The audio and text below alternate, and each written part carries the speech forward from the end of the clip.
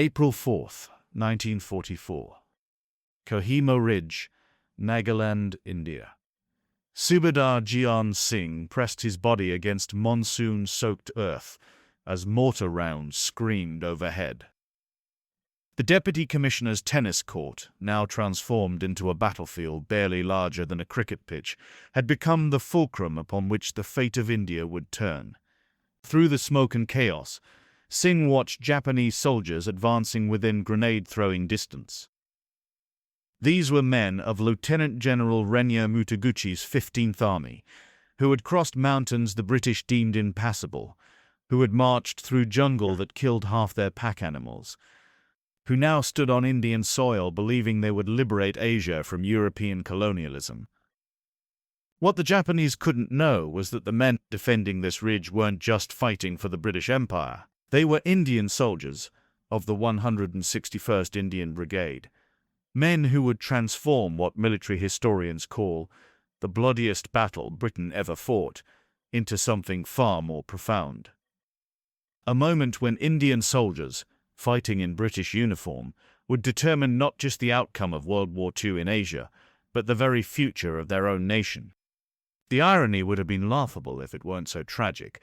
Indian soldiers defending British rule in India against a Japanese invasion force claiming to liberate Asia from colonial oppression. Yet within this contradiction lay a truth that neither the British nor the Japanese understood. These men weren't fighting for empire. They were fighting for something far more valuable, the right to determine their own future. Subedar Major Ram Singh of the 1st Assam Regiment would later write in his memoir, discovered in the National Archives in 1987, words that captured the complexity of Indian soldiers' motivations. We knew the British would leave someday. That was certain, but if the Japanese won, they would stay forever. We fought not for our masters, but against new ones. The Battle of Kohima had begun with promises that proved as empty as the ration tins littering the battlefield. Lieutenant General Renya Mutaguchi had assured his commanders that Operation Yuga would capture the supply depots at Imphal and Kohima within 3 weeks. His soldiers would then march on Delhi, liberating India from British rule and securing resources Japan desperately needed. The plan relied on 3 fundamental assumptions that would prove catastrophically wrong. First, that British and Indian forces would collapse as they had in Malaya and Singapore.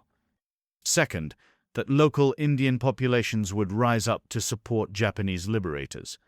Third, that the monsoon rains, expected in late May, would ground Allied aircraft and allow Japanese forces to resupply. What Mutaguchi hadn't anticipated was that Indian soldiers of 1944 bore no resemblance to the demoralized colonial forces of 1942. These were veterans of the North African desert, men who had faced Rommel's panzers at Alamein, soldiers who had learned that courage and tactical skill could overcome numerical disadvantage. They had returned to defend their homeland with a confidence born of victory. Havildar Abdul Rahman of the 4th 7th Rajput Regiment, whose letters home were preserved by his family, wrote with remarkable clarity about the transformation that had occurred. In Africa, we fought for the British. At Kohima, we fought for ourselves. The difference was everything. Every meter of ground we held was Indian ground. Every position we defended brought us closer to freedom, whether the British admitted it or not. The Japanese 31st Division, 15,000 strong, had begun their advance toward Kohima on March 8, 1944. They moved through terrain that would have stopped conventional military forces.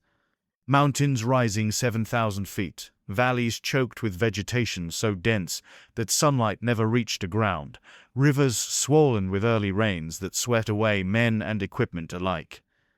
Colonel Toro Miyazaki commanded the regiment tasked with taking Kohima. A veteran of the China campaign, Miyazaki believed in the superiority of Japanese fighting spirit over material advantage. His men carried minimal supplies, planning to capture British and Indian stockpiles. Each soldier marched with rice for 3 weeks, ammunition for 5 days of combat, and the absolute conviction that they would prevail through sheer determination. By April 4th, when the main assault began, Miyazaki's forces had already demonstrated capabilities that shocked British intelligence. They had marched over 100 miles through impossible terrain in less than a month. They had infiltrated behind British lines, cucking the road between Dimapur and Kohima. They had surrounded the garrison with forces that outnumbered the defenders 5-1. The perimeter at Kohima stretched barely 1,200 yards at its widest point. Within this tiny space, 1,500 men of the 161st Indian Brigade, along with non-combatants from the Assam Rifles, the Assam Regiment, and various support units, prepared to hold against an enemy that had conquered half of Asia. The mathematics seemed to guarantee defeat. What transformed impossible odds into stubborn defense was leadership from Indian officers who understood they were fighting for more than military objectives. Major Karam Chand of the Assam Regiment gathered his men on the night of April 5th as Japanese forces tightened their encirclement. His words, recorded in the regiment's war diary, revealed the deeper meaning of their stand. "The British will write that they defended Kohima," Chand told his soldiers, "but we know the truth. Indian soldiers held this ground. When independence comes, and it will come, our children will know that we earned our freedom not as servants, but as warriors who never surrendered." The first night of the siege demonstrated tactical sophistication that contradicted every stereotype about colonial troops. Indian soldiers, many from mountain regions of Punjab, Kashmir, and Nepal, understood terrain warfare instinctively. They positioned machine guns to create interlocking fields of fire across the narrow ridges. They established listening posts in the jungle, where they could detect Japanese infiltration attempts hours before attacks. Naik Nan Singh of the 1st Assam Regiment had grown up hunting in the forests of Himachal Pradesh. His ability to move silently through vegetation and detect enemy movement by sound alone made him invaluable. On the night of April 6th, Singh detected a Japanese flanking movement that would have overrun a critical position. His warning allowed Indian defenders to reposition machine guns and cut down the assault before it reached their lines. The fighting devolved into ranges so close that soldiers could hear enemy conversations. Japanese and Indian troops occupied positions separated by the width of a tennis court. The Deputy Commissioner's recreational facility now transformed into the most contested piece of real estate in Asia. Grenades flew back and forth across the net lines. Snipers dueled from ranges of 20 meters. The stench of cordite and death hung so thick that men wrapped cloth around their faces to breathe. What the British commanders never fully grasped was the silent communication network operating among Indian soldiers. Men from the same villages, the same regiments, sometimes the same families, had developed systems of ham signals and quiet words that allowed coordination without radio communication. This network, built on regional languages the British couldn't understand and tribal bonds the Japanese couldn't perceive, multiplied their tactical effectiveness. Subedar Pritam Singh, commanding a platoon of Dogra soldiers, implemented defensive tactics that would have been unauthorized in British military doctrine but proved devastatingly effective. Rather than holding static positions, his men conducted aggressive nighttime raids on Japanese positions, disrupting their preparations for dawn attacks. These raids, conducted without orders from British command, killed dozens of Japanese soldiers and captured valuable intelligence about enemy dispositions. The water situation revealed the desperation of both sides. The garrison's only water source was a small spring on Garrison Hill, exposed to Japanese fire throughout daylight hours. Indian soldiers volunteered for water-carrying duty that amounted to suicide missions. Havildar Gurbachan Singh made 7 trips to the spring on April 9th, each time drawing concentrated fire. On his 8th trip, a bullet shattered his leg. He crawled back to the position with 2 full canteens, refusing evacuation until every man in his section had water. By April 10th, the garrison had been reduced to 1,500 square yards, an area smaller than 2 football fields. Japanese forces occupied the Deputy Commissioner's bungalow. Indian defenders held the tennis court and Garrison Hill. Between them lay 50 meters of no man's land littered with the dead of both armies. The smell was overwhelming. Bodies lay where they fell, impossible to recover under constant fire. It was in this crucible that Indian soldiers demonstrated combat skills that would fundamentally alter British perceptions of colonial troops. Lance Naik Ram Serup Singh, a former farmer from Punjab, destroyed 3 Japanese machine gun positions in a single day using tactics he'd learned stalking wild boar as a child. He would crawl for hours to reach positions from unexpected angles, strike with devastating speed, then fade back into cover before the enemy could respond.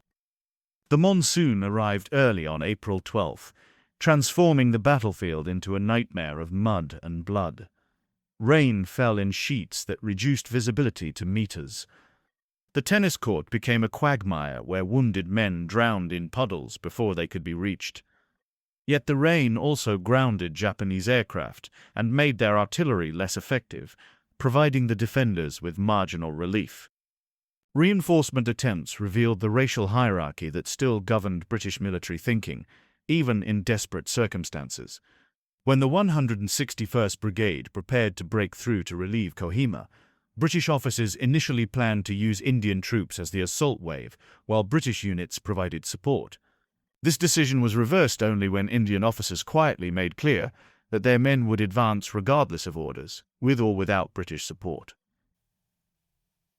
The breakthrough came on April 18th when the 2nd British Division, including the Durham Light Infantry and the Royal Berkshire Regiment, fought through Japanese positions to reach the Kohima garrison. The relief force discovered defenders who had held for 14 days against overwhelming odds.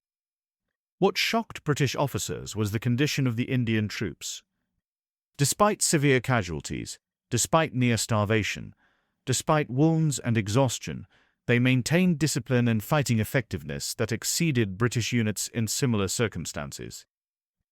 Lieutenant Colonel John Laverty of the Durham Light Infantry recorded his observations in a letter to his wife, published in Regimental Histories decades later. The Indian soldiers we relieved were in conditions that would have broken British troops. They had been under constant attack for 2 weeks, living in holes in the ground, eating 1 meal every 2 days. Yet when we arrived, they were preparing a counterattack.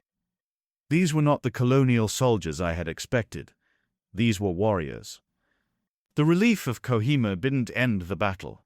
It transformed a desperate defense into a grinding attritional struggle that would continue for another month. Japanese forces, having failed to capture the ridge quickly, found themselves trapped in positions they couldn't hold but couldn't abandon. Mitaguchi's 3-week operation stretched into 3 months of horror. Indian soldiers of the 7th Indian Division took the lead in the counter-offensive that would push Japanese forces back across the Chindwan River. The 4th Sikh Regiment, the 5th Gurkha Rifles, the 9th Jat Regiment, all veteran formations that had proven themselves in Africa and Italy, now applied that experience to jungle warfare with devastating effectiveness.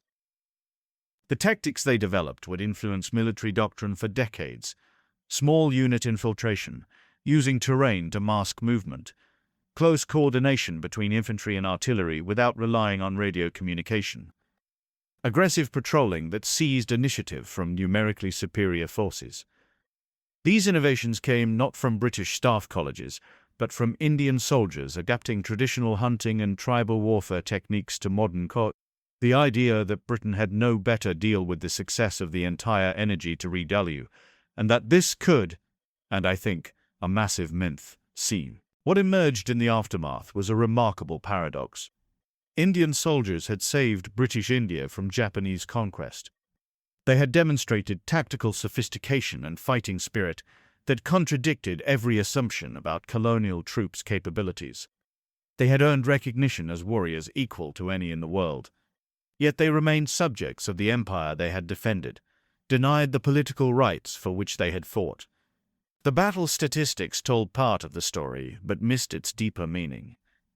Japanese casualties at Kohima and the subsequent Imphal campaign totaled over 50,000 men.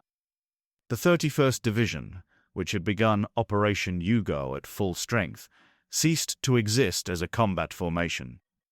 Disease, starvation, and combat reduced it to scattered remnants that straggled back across the Chindwin River in July and August 1944.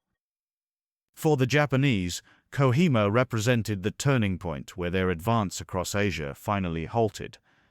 For the British, it demonstrated that their empire could still be defended. But for the Indian soldiers who had done the actual defending, the battle revealed something far more significant. They had proven to themselves that they could defeat any enemy on Earth. If they could stop the Japanese, they could certainly remove the British. Sudedar Major Ran Singh wrote in his memoir about the moment he understood this truth. It came on April 20th, standing among the wreckage of the tennis court, watching British officers congratulate themselves on the victory. "We had held this ground," Ram Singh wrote. "We had bled for every meter. Yet they spoke as if they had won. In that moment, I knew independence was not something they would give us. It was something we had already earned. We just needed to claim it." The political implications rippled through India's independence movement immediately. Mahatma Gandhi, who had opposed Indian participation in the war, found his moral authority challenged by soldiers who had fought and won.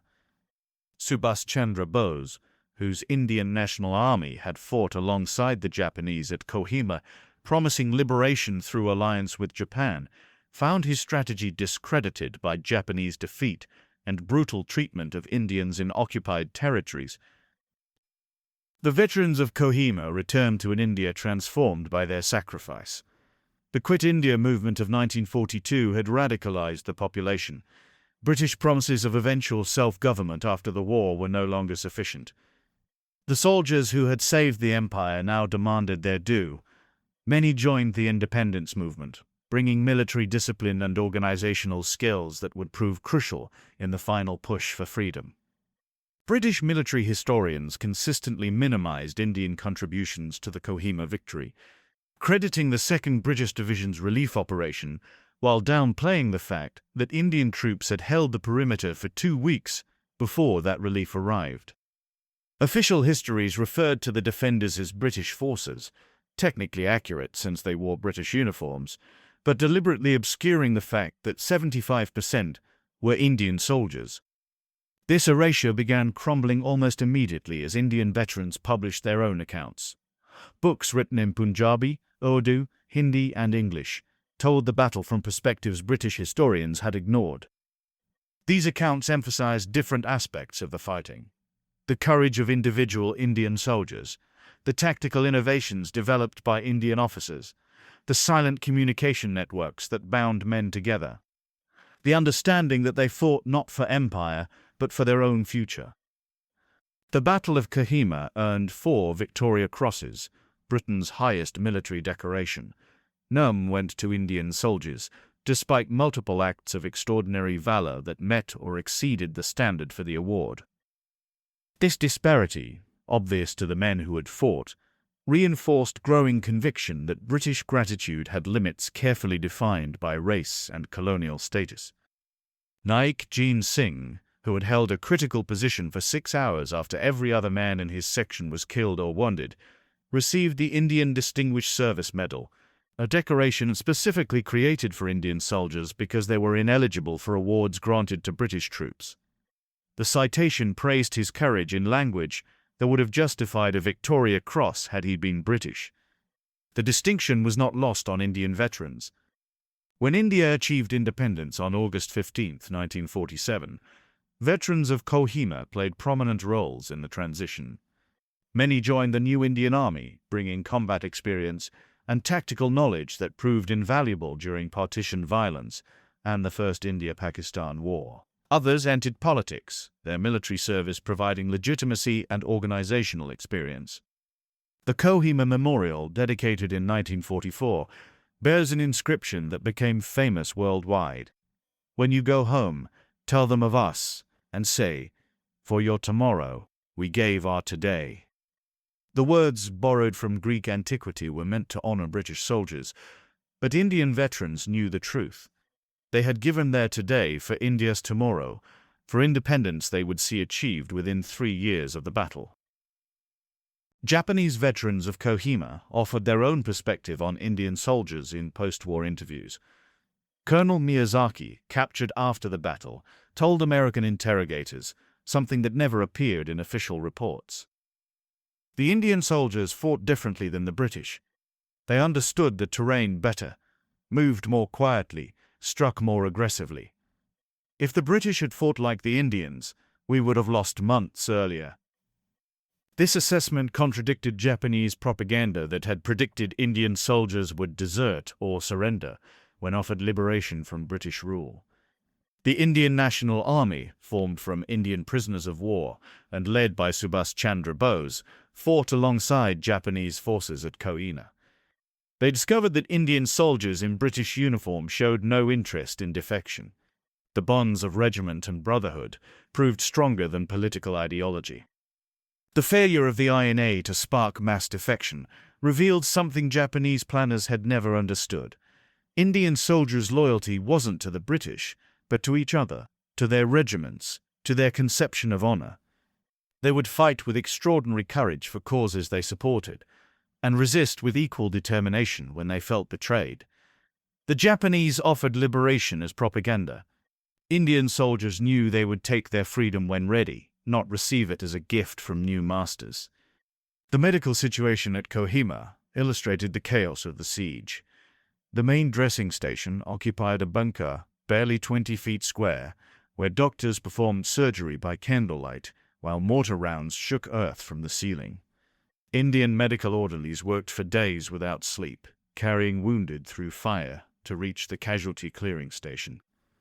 The death rate from wounds that would have been survivable with proper facilities exceeded 40%. Yet even in these conditions, Indian medical personnel demonstrated resourcefulness that British doctors acknowledged with surprise. They improvised sterilization techniques using local plants with antiseptic properties. They created stretchers from bamboo and parachute silk. They developed evacuation routes through terrain British planners had deemed impassable. These innovations, born of necessity, saved hundreds of lives. The logistics of the siege revealed another dimension of Indian contribution often overlooked in British accounts. The Naga tribes, the local population whose homeland had become a battlefield, provided intelligence, guided reinforcements through jungle tracks, and evacuated wounded. Their relationship was with Indian soldiers, not British officers. Many Naga guides spoke Hindi, Urdu, or Punjabi, but not English. They trusted Indian soldiers who treated them as allies rather than colonial subjects.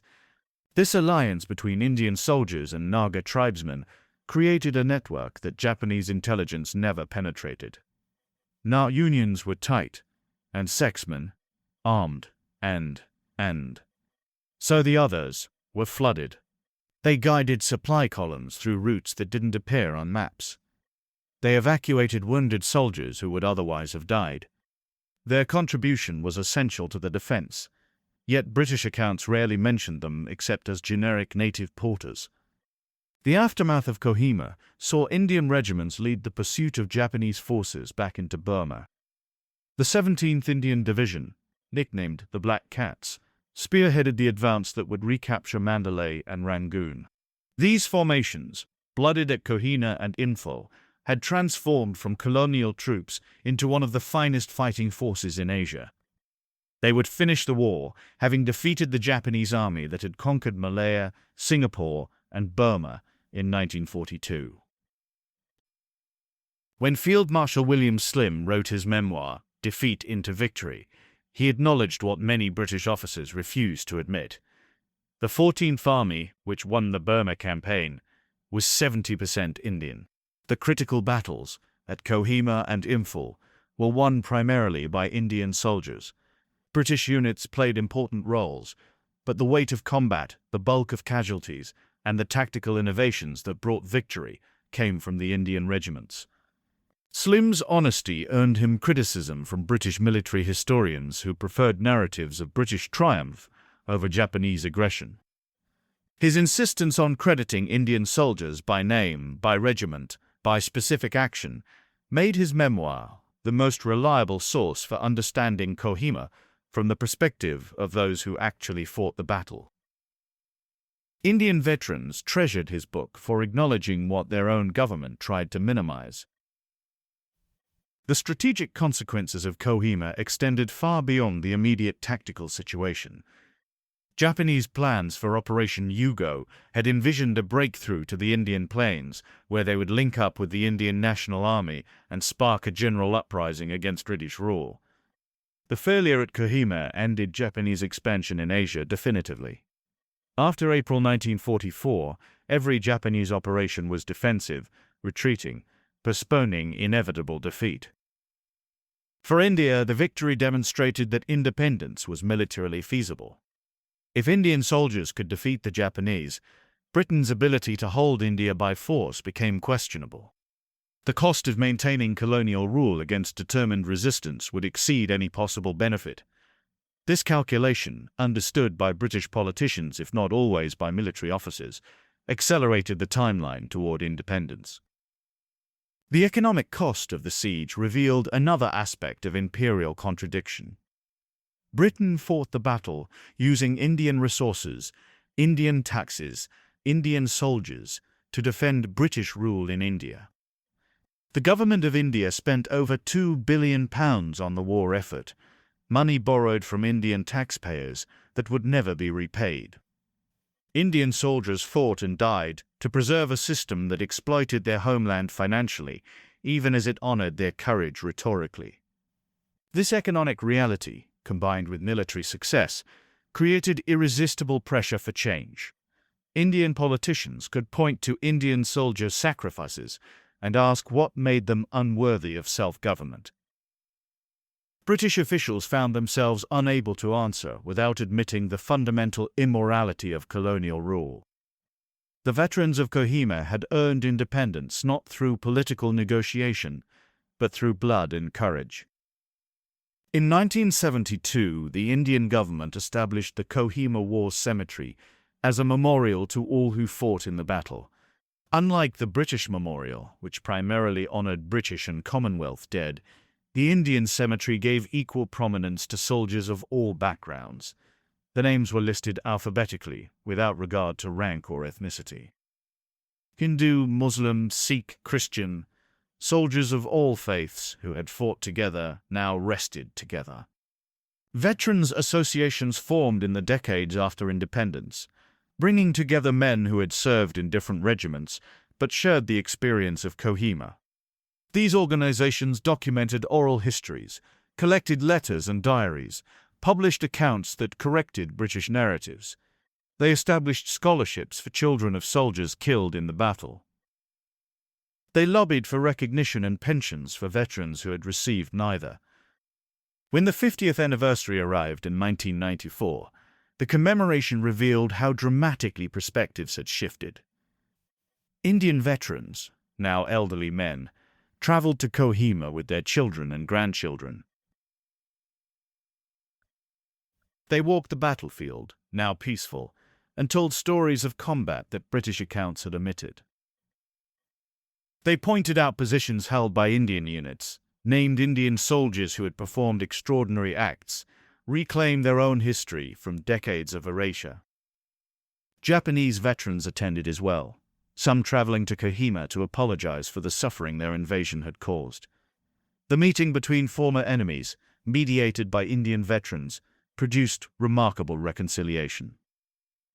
Japanese soldiers acknowledged they had been misled about liberating India. Indian soldiers acknowledged the courage of Japanese warriors, even as they celebrated having defeated them. The British were notably absent from these conversations. The tactical lessons of Kohima influenced Indian military doctrine profoundly. The defense demonstrated that small, well-positioned forces could hold against superior numbers through aggressive tactics and superior terrain knowledge. The Indian Army's mountain warfare training incorporated techniques developed at Kohima. The emphasis on small unit initiative, on infiltration tactics, on using terrain for concealment and surprise, all came directly from that battle. When India and China fought in 1962 over disputed Himalayan territories, many senior Indian officers were Kohima veterans. They understood mountain warfare intimately, though political interference and poor logistics handicapped their efforts. The lessons they tried to implement, drawn from Kohima's success, were undermined by strategic failures at higher levels. Still, at the tactical level, Indian soldiers again demonstrated the courage and skill that had characterized their performance in 1944. The story of Kohima from an Indian perspective reveals truths that British accounts consistently obscured. This was not a British victory in which colonial troops played supporting roles. This was an Indian victory achieved by Indian soldiers who fought with skill and courage that earned respect even from their enemies. They defended ground they knew would soon be independent. They bought time for a transition they knew was inevitable. The tennis court at Kohima, preserved as a memorial, stands as testimony to what Indian soldiers achieved. The space is impossibly small for the scale of combat it witnessed. Standing there, visitors struggle to comprehend how hundreds of men fought and died over ground that could barely hold them. The narrowness of the perimeter emphasizes the intensity of the fighting and the extraordinary determination of those who held it. In Indian military tradition, Kohima holds a place equivalent to Thermopylae in Western consciousness. A handful of warriors held impossible ground against overwhelming odds. Unlike Thermopylae, the defenders at Kohima won. They held long enough for relief to arrive. They then led the counteroffensive that drove the invaders back. Their victory was complete, their courage undeniable, their contribution to history secure. The British narrative of Kohima as the Stalingrad of the East, the turning point where Japanese expansion was finally halted, contains truth but misses the deeper significance. For Indians, Kohima was the moment when they proved to themselves that they needed neither British protection nor Japanese liberation. They could defend their homeland and determine their own future. They demonstrated this truth in blood and courage across a tennis court in Nagaland. Today, the Indian Army maintains the traditions of the regiments that fought at Kohima. The Assam Regiment, the Rajput Regiment, the Sikh Regiment, all celebrate Kohima Day annually. Veterans' descendants serve in these units, maintaining continuity with those who fought. The Battle Honours system includes Kohima among the unit's battle honours, a permanent recognition of service and sacrifice. The weapons used at Kohima, preserved in regimental museums, tell their own story. Lee Enfield rifles, Bren guns, mortars and grenades, all maintained in working order. These were the tools with which Indian soldiers earned independence. Not through political negotiation alone, but through demonstrated capability to fight and win against any enemy. The British could no longer claim Indians needed their protection after Indian soldiers had provided that protection themselves. For Japanese military historians, Kohima represents the beginning of the end. After this battle, the myth of Japanese invincibility died. If Indian soldiers in British service could stop the Imperial Japanese Army, and Japan's vision of Asian conquest was revealed as impossible fantasy, the brutality of the retreat, the starvation and disease that killed thousands of Japanese soldiers, demonstrated the hollowness of Motoguchi's promises. The failure of Operation Yugo cost Motoguchi his command and Japan its best chance to threaten India. The 15th Army, which had begun the offensive with 50,000 men, ended it with fewer than 10,000 combat-effective soldiers. The remainder were dead, captured, or so weakened by disease and starvation that they required months to recover.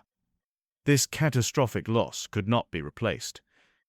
For the Allies, Kohima vindicated the strategy of holding forward positions in northern India rather than withdrawing to more defensible terrain closer to the plains. The decision to defend Kohima and Imphal, controversial when made, proved correct. Had these positions fallen, Japanese forces would have reached railheads connecting to the Indian heartland. The cost of dislodging them would have been catastrophic. What the strategic analyses consistently missed was the human dimension. Indian soldiers held Kohima not because of superior equipment, they were outgunned. Not because of numerical advantage, they were outnumbered 5-1. Not because of better positions, they were surrounded. They held because they chose to hold, because they understood what defeat would mean, because they possessed courage equal to any warriors in history. The legacy of Kohima extends beyond military history into questions of recognition and justice. Indian veterans spent decades fighting for acknowledgement of their contributions. British military historians minimized or ignored their role. Pension disputes dragged through bureaucracy for years. The casual racism that denied them equal treatment during the war continued in peacetime through systemic neglect of their service. This injustice mobilized veterans into political activism that contributed to India's post-independence development. They brought military discipline and organizational skills to civilian life. They demanded accountability from government. They refused to accept second-class status after having proven themselves first-class warriors. Their influence shaped the Indian Army's traditions and the broader society's expectations of competence and courage. When Field Marshal Sam Manekshaw, himself a veteran of the Burma campaign, became India's first Field Marshal in 1973, he made a point of honoring Kohima veterans at his investiture ceremony. "These men," he said, "fought when our nation's future hung in balance. They held ground that seemed indefensible. They defeated enemies who seemed invincible. India's independence and security rest on foundations they built with blood and courage." The strategic significance of Kohima in the broader war cannot be overstated. Had Japan captured the supply depots at Kohima and Imphal, the entire Allied position in Burma would have collapsed. The planned offensive to retake Rangoon and Singapore would have been delayed by years. The Pacific War would have lasted longer. The atomic bombs dropped on Japan in August 1945 might have been unnecessary if conventional warfare had already forced Japanese surrender. In this alternate history, prevented by Indian soldiers at Kohima, hundreds of thousands of additional deaths would have occurred. The defenders of that tennis court in Nagaland, fighting for reasons more complex than British accounts acknowledged, may have saved more lives through their courage than any other action in the Asian theater. The scope of their achievement extends far beyond the immediate tactical victory. The commemoration of Kohima in modern India reflects evolving understanding of the battle's significance. School textbooks that once barely mentioned it now include detailed accounts. Movies and documentaries tell the story from Indian perspectives. Veterans' oral histories, recorded before the last survivors passed away, preserve personal accounts that contradict British narratives. The battle has been reclaimed by those who fought it. For Nagaland, the battle remains central to regional identity. The state, which fought for autonomy from India after independence, takes pride in the fact that the decisive battle for Asia was fought on Nagaland. The local population's support for the defenders, particularly their alliance with Indian soldiers, created bonds that influenced post-independence politics. What politicians in the Eastern Sea are said Naga veterans of the battle spoke Hindi and had connections to mainland India that complicated separatist narratives. The tennis court at Kohima, preserved exactly as it was in 1944, receives thousands of visitors annually. Indian veterans and their families come to honor ancestors. Military units send delegations to maintain connection with their history. Foreign tourists come to see the battlefield. Standing on that small space, people struggle to comprehend how such intensity of combat could occur in such confined terrain. The impossibility makes the achievement more remarkable. In the end, the Battle of Kohima, from an Indian perspective, reveals a truth that's uncomfortable for traditional narratives. This was not a British victory.